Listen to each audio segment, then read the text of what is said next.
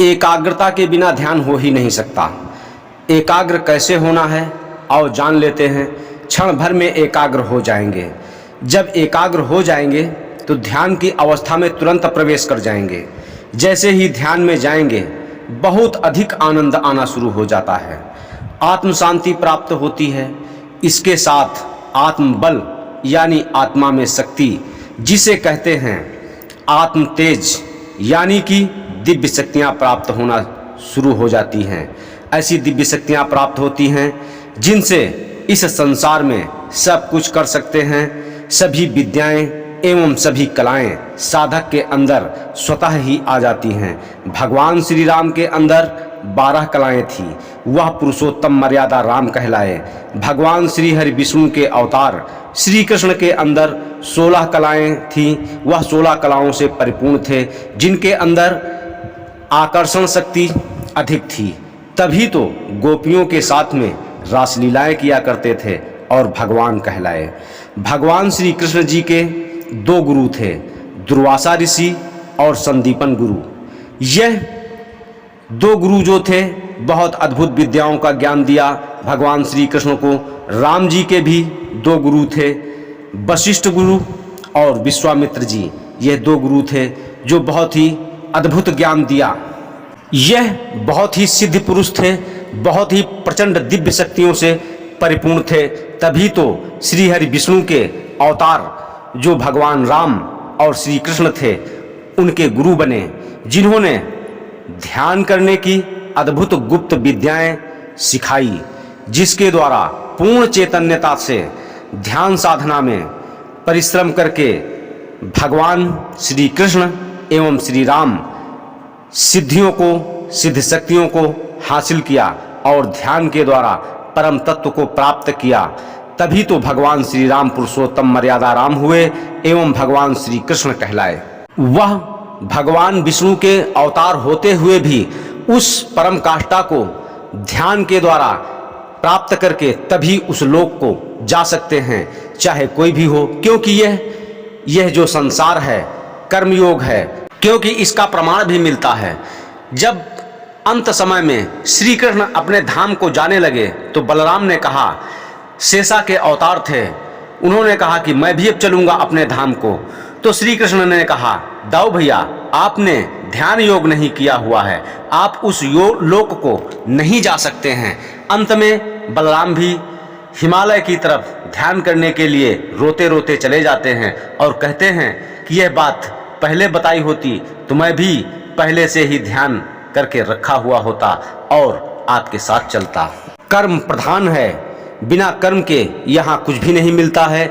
चाहे वह भगवान श्री हरि विष्णु जी ही क्यों ना अपना अवतार लेकर के इस पृथ्वी मंडल पर आए हों, लेकिन नियम वह सबके लिए लागू हैं। वह ध्यान साधना करके तभी उस पराकाष्ठा को प्राप्त कर पाते हैं। तो इसमें जरूरत है ध्यान करने की। ध्यान में एकाग्रता की बहुत बड़ी जरूरत होती है। ध्यान में ध्यान के समय में एकाग्र क्यों नहीं हो पा रहे, यह छोड़ो, आइए जानते हैं ध्यान में कैसे एकाग्र होना है। यह एक नियम बना लो, ध्यान अपने आप होने लगेगा। ध्यान की प्राज्ञा अवस्था में स्वयं चले जाएंगे। यह बहुत प्रभावशाली नियम है। सभी कलाएं, सभी 14 विद्याएं, ब्रह्म ज्ञान, 6 कर्म, मारण, मोहन, वशीकरण, उच्चाटन, द्वेषण और आकर्षण करने की सभी क्रियाएं स्वयं आ जाती हैं। यदि आत्मज्ञान प्राप्त करना है तो जो सभी ज्ञानों में सर्वोपरि ज्ञान होता है, तो नाम शब्द यानी जप कुछ और ही होता है, लेकिन ध्यान करने की विधि वही होती है और इसका गुरु भी उच्च कोटि का गुरु होता है जो सद्गुरु कहलाते हैं। अपने जीवन काल में समयानुसार स्टेप बाय स्टेप 9 गुरु किए।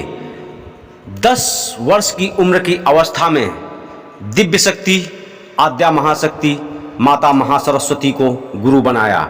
ठीक इसी प्रकार से अन्य दिव्य शक्तियों को भी गुरु बनाया समयानुसार, और फिर गुरु किए। उसके बाद सद्गुरु को भी प्राप्त किया, जिनसे बहुत कुछ ज्ञान एवं दिव्य शक्तियाँ और बहुत कुछ हासिल किया एवं आत्मज्ञान का भी जो सफ़र है वह भी निरंतर जारी है और जीवन प्रयत्न तक जारी रखना होता है और परम पुरुष का प्राप्त करने का लक्ष्य निर्धारित होता है।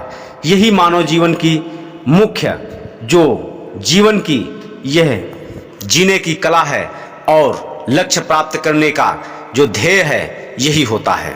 यह सब तो जानते रहेंगे। आइए चलते हैं ध्यान में एकाग्रता को कैसे प्राप्त करना है, वह कौन सा नियम है, उस कौन से नियम को अपनाना है जिससे ध्यान में शीघ्र ही एकाग्रता आ जाए और सभी जो अंदर के विकार हैं वह समाप्त हो जाए और शीघ्र ही प्राज्ञा अवस्था में पहुंच करके तुरिया अवस्था और तुरियातीत अवस्था को कैसे प्राप्त किया जाए। तो जब भी ध्यान करने के लिए बैठें तो शांति से बैठ जाएं, जैसा मैंने पहले बताया है ध्यान अभ्यास में ठीक उसी प्रकार से करना है। शांति से बैठ जाएं और जब भी ध्यान करने के लिए बैठें तो अपने मस्तिष्क से, अपनी भावनाओं से यह निकाल दें कि हमें अब कोई कार्य करना है या फला कार्य के लिए जाना है।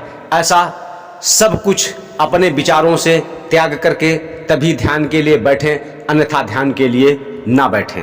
कहने का तात्पर्य मेरा यह है कि जब ध्यान में बैठेंगे तो अपनी दिनचर्या का पूरा बखेड़ा लेकर के सामने बैठेंगे तो उसी सोच विचार में बैठे रहेंगे तो ध्यान कभी भी जीवन में कई जीवांतरों में भी नहीं कर पाएंगे। जब भी ध्यान के लिए बैठें तो सभी चिंताओं से मुक्त होकर के बैठना है और बस शांति से बैठ जाएं और अपने मन को बस देखना है कि कहाँ पर जा रहा है, किस स्थान पर जा रहा है, क्या सोच रहा है, कहाँ पर दौड़ लगा रहा है। बस उस पर निगाह रखना है, बस लगातार उस पर निगाह रखना है और कुछ भी नहीं करना है। यह मात्र 15 मिनट से आधा घंटा बस अपने मन पर निगाह रखें और किसी प्रकार का विचार ना आने दें। बस यह देखें कि कैसे कलाएं कर रहा है, यह अपने आप नियंत्रित होना शुरू हो जाएगा। करके देखें। अवश्य एकाग्रता 2 से 3 दिन में ऐसी एकाग्रता आना शुरू हो जाती है, क्योंकि इतनी शीघ्र भी यह एकाग्रता सोचें कि 1-2 रोज में आ जाएगी तो नहीं आती है, क्योंकि यह जीवांतरों से यह मन ऐसा दौड़ा रहा है। इसी मन के चक्कर में तो फंसे हैं, यही तो मन माया की गांठ है, इसी को तो छुड़ा नहीं पाते हैं। इसको छुड़ाने के लिए नाम की आवश्यकता होती है। जो नाम का जाप किया जाता है वह गुरु ही देता है और किस स्टेज का गुरु है वह वही उसी स्टेज का नाम देता है और उसी लक्ष्य की प्राप्ति होती है, यानी उसी लोक को वह ले जाता है। जैसा कि आप किसी शहर को जाना चाहते हैं, जिस शहर की टिकट लेंगे उसी शहर को तो जा पाएंगे, यानी कि ठीक उसी प्रकार से नाम होता है। जो नाम का जाप करेंगे उसी लोक को जा पाएंगे। यदि गुरु नहीं किया है तो कोई बात नहीं, सिर्फ ध्यान करना चाहते हैं और सिद्ध शक्तियों को प्राप्त करना चाहते हैं तो शास्त्रों में जो भी आप नाम जानते हैं उस नाम का जाप कर सकते हैं और शांति से बैठ जाएं और मन पर कड़ी निगाह रखें कि कहाँ पर दौड़ लगा रहा है, कहाँ पर लेकर के जा रहा है, क्या सोच विचार करवा रहा है। बस लगातार निरंतर इसी पर निगाह रखनी है और फिर धीरे धीरे श्वासों को लंबा खींचना है और लंबा छोड़ना है। बस यही प्रक्रिया बार बार दोहराना है। जितनी बार दोहराएंगे श्वास को लंबा खींचेंगे और प्राणवायु के अपने अंदर भरेंगे, फिर धीरे धीरे धीरे धीरे छोड़ना प्रारंभ करेंगे। ठीक इसी प्रकार से यही प्रक्रिया करनी है। फिर से अपने अंदर पूर्णतायत प्राणवायु को समेटना है और रोम रोम तक ले जाना है, यानी कि प्राणवायु को अपने अंदर लेते चले जाएं और फिर कुछ सेकंड रोक करके रखें, 1 सेकंड, 2 सेकंड, 3 सेकंड और फिर धीरे धीरे छोड़ें। बस यही करना है। स्वतः ही एकाग्रता 3 से 4 दिन में बहुत बेहतरीन आ जाएगी और ध्यान बनना शुरू हो जाएगा और बहुत अद्भुत आनंद आएगा।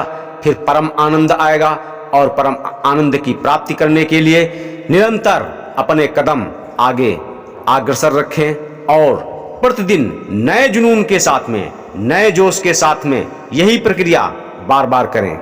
यह क्रिया करते हुए घबराना नहीं है, भयभीत नहीं होना है, क्योंकि गुरु साथ में होता है। इससे एक और बहुत अधिक प्रभावशाली विधि है, वह जब नाम दीक्षा दी जाती है, गुरु मंत्र दिया जाता है, वह विधि उसी समय बताई जाती है जो आगे निरंतर सुनेंगे।